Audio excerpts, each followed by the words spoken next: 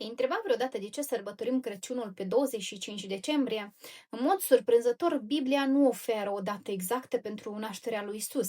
Primele comunități creștine nici măcar nu sărbătoreau Crăciunul, iar timp de câteva secole, accentul era pus exclusiv pe Paște. Data de 25 decembrie a fost stabilită oficial în secolul al IV-lea, în timpul împăratului roman Constantin cel Mare și sub influența papei Iulius I.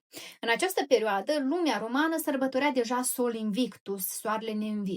Atât Sol Invictus, cât și mai devreme Saturnale erau sărbători legate de solstițiul de iarnă, care reprezenta pentru romani un moment de cutitură al timpului. Dacă soarele ajungea la punctul său cel mai jos, însemna că declinul lumii se încheiase și începea revenirea ei, iar lumina începea să câștige din nou teren.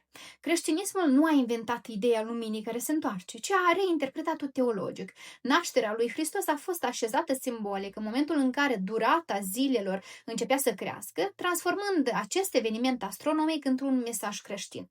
Hristos, lumina lumii, se naște exact când întunericul începe să piardă. Astfel, Crăciunul este o suprapunere conștientă de sensuri în care sărbătoarea renașterii luminii devine sărbătoarea intrării luminii divine în lume.